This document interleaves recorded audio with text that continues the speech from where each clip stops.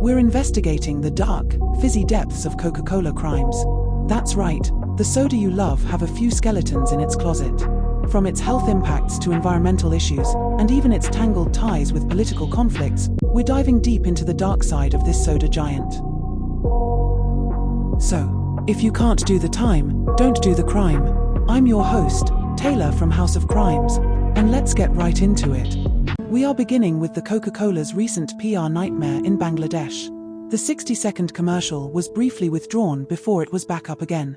Ironically, Bangladesh is also one of the few countries that do not recognize the State of Israel.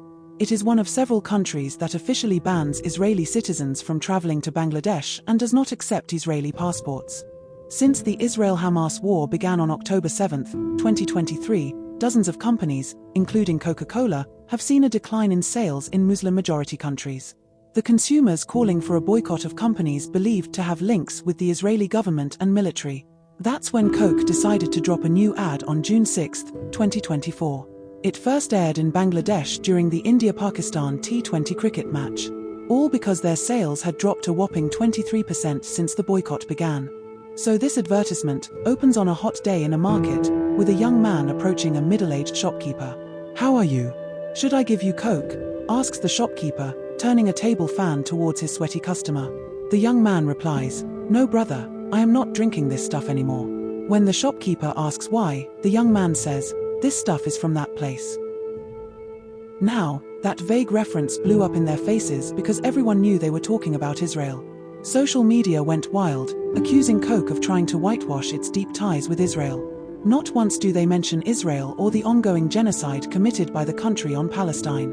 They are even wrong when they say that they are an American company with factories in Palestine. Yes, Coca-Cola opened its factory inside Gaza in the year 2016. It was indeed a humanitarian move that created hundreds of jobs for Palestinians. But less than 5 years later, the factory was deliberately destroyed in an Israel shelling. So no, Coca-Cola has no functioning factory in Gaza. However, how does this information translate to the current context? What good is a factory if the entire area is bombed, with thousands dead and the rest being starved? Who's going to work there? In fact, Coca-Cola has factories in Atarot, which is a settlement in the West Bank. These Israeli settlements are considered illegal under international law. These settlements are built by Israelis on land taken from Palestinians, by forced evictions. With their operations in Atarot, Coca-Cola isn't just making drinks, they're making a political statement. Okay, let's now go back to the tone-deaf ad. The shopkeeper tells him, "Listen, guys, Coke is not at all from that place. For the past 138 years, people in 190 countries have been drinking Coke. They drink it in Turkey, Spain, and Dubai. Even Palestine has a Coke factory." The relieved young man asks for a bottle of Coke.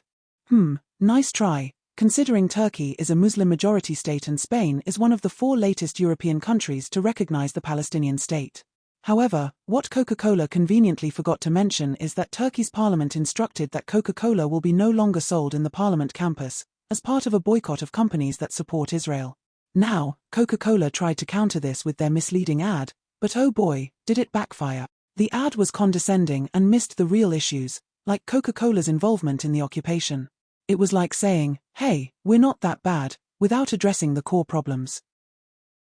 Since 1966, Coca-Cola has been a staunch supporter of Israel. Imagine Coke picking sides in a messy breakup. Yeah, it's like that. Coca-Cola stood against the Arab League boycott, and Israel has been showering them with honors ever since.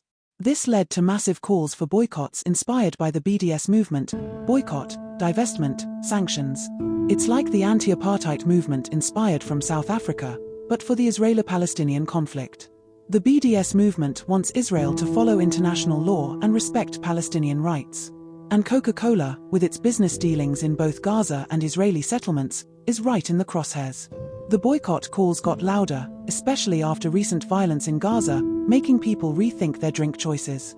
And to make things worse, this ad dropped just before Eid al-Adha 2024, a prime time for cola sales. It felt like a desperate sales pitch rather than a sincere response to ethical concerns. The backlash was intense, showing just how powerful and effective the BDS movement is. In the end, Coca-Cola's attempt to clean up its image only made things messier. Instead of quenching their critics' thirst for accountability, They just stirred up more controversy. Now, let's talk about the puppet masters, aka the shareholders. Coca Cola is owned by a diverse group of shareholders, including big institutional investors. We're talking about Vanguard Group, BlackRock, and Berkshire Hathaway. These aren't just names, they're powerhouse investors with a lot of sway. They have varied interests, some of which align with maintaining strong business relations in lucrative markets like Israel. For instance, Vanguard and BlackRock often have stakes in various companies that benefit from stability and growth in regions like Israel. Now, Coca-Cola's ties with Israel don't stop at fizzy drinks.